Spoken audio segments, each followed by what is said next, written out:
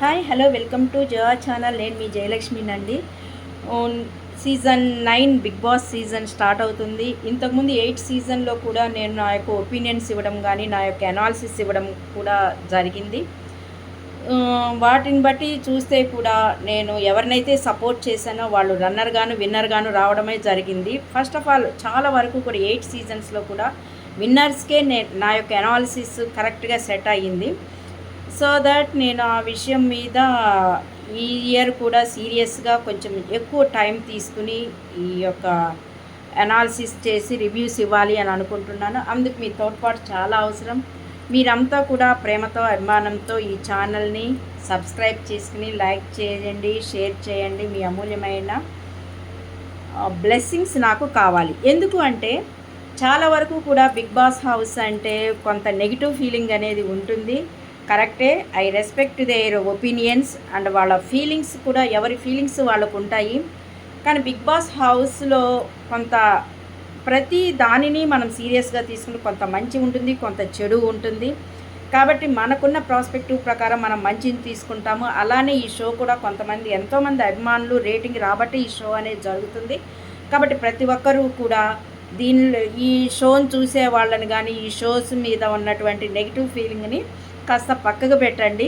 ఎందుకంటే నా ఒపీనియన్ ప్రకారం నేను గమనించేది సొసైటీలో మనం చూస్తుంటే ప్రతి ఇల్లు కూడా ఒక బిగ్ బాస్ హౌస్లానే ఉంటుంది. ప్రతి ఒక్కళ్ళు మాస్కులు ధరించుకునే ఉంటారు. ఎవరు కూడా వాళ్ళ యొక్క ఒపీనియన్స్ని ఓపెన్గా చెప్పరు. ఈ బిగ్ బాస్ హౌస్ కూడా అలానే ఉంటుంది.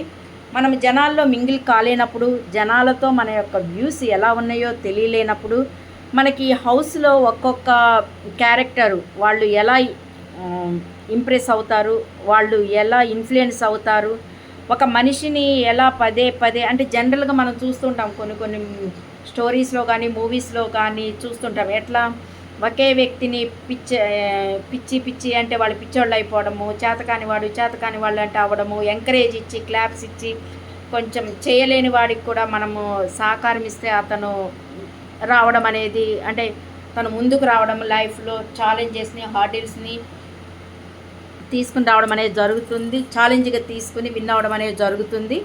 నేను ఆ ప్రాస్పెక్టివ్స్లోనే నేను చెప్పదలుచుకున్నది ఏంటి అంటే బిగ్ బాస్ హౌస్ రివ్యూస్ చేసినంత మాత్రాన బిగ్ బాస్ షో అనేది టోటల్లీ బ్యాడ్ అని కాదండి. దానిలో కూడా ఈ సొసైటీ ఎంతవరకు వేటినైతే తీసుకుంటుందో వేటినైతే వ్యతిరేకిస్తుందో కూడా మనం గమనించవచ్చు. అలానే ఒక వ్యక్తి ఉన్నటువంటి ప్రాస్పెక్టివ్ అంటే అతనికి ఇన్ఫ్లుయెన్స్, పరిసరాలు, ఎన్విరాన్మెంట్ని బట్టి మనిషి ఎలా బిహేవ్ చేస్తాడు, అతని సైకలాజికల్ సిచ్యువేషన్ ఎలా ఉంటుంది అన్నది కూడా ఈ బిగ్ బాస్ షో వల్ల తెలుస్తుంది. కాబట్టి మీరంతా ప్రేమతో అర్థం చేసుకుని మీరు ఈ షోకి నేను ఇచ్చే రివ్యూస్ని మీరు కూడా చూసి లైక్ చేయండి, షేర్ చేయండి, సబ్స్క్రైబ్ చేయండి. మీరు ఈ ఛానల్ని ప్రమోట్ చేసి నాకు హెల్ప్ చేస్తారు. అలానే మీరు ఇచ్చే సపోర్టు నాకు అంటే పాజిటివ్ వైబ్స్ ఇస్తుందన్నమాట. అరే నేను చెప్పేది నలుగురికి ఉపయోగపడుతుంది, నలుగురు మెచ్చుకున్నారు, నలుగురికి ఇష్టంగా ఉన్నది అన్న ఒపీనియన్తో నేను ఒక పాజిటివ్ వైబ్తో నేను ఉండవచ్చు అన్న ఉద్దేశంతో నేను నాకున్నటువంటి ఏమంటారు నా విన్నపాన్ని మీకు చెప్తున్నాను. కాబట్టి ప్రతి ఒక్కరూ కూడా నా ఛానల్ ఇప్పటికీ సబ్స్క్రైబ్, ఎందుకంటే నేను సీరియస్గా చేసుకోలేదండి. వీడియోస్ పెట్టాలి అంటే కూడా ఎందుకు ఎవరి మనోభావాలు ఎంతవరకు ఎలా ఉంటాయో అన్న విషయం మీద. కానీ ఈ బిగ్ బాస్ సీజన్ గురించి మాత్రం సీరియస్గా నేను రివ్యూస్ అనేది చెప్తాను. దానికి మీ యొక్క తోడ్పాటు ఉంటుందని నేను ఆశిస్తూ ఉన్నాను. మీరంతా నా శ్రేయోభిలాషులు కాబట్టి నాకు తప్పక మీ యొక్క ఆశీస్సులు ఉంటాయన్న ఆశతో మీ జయలక్ష్మి. బాయ్.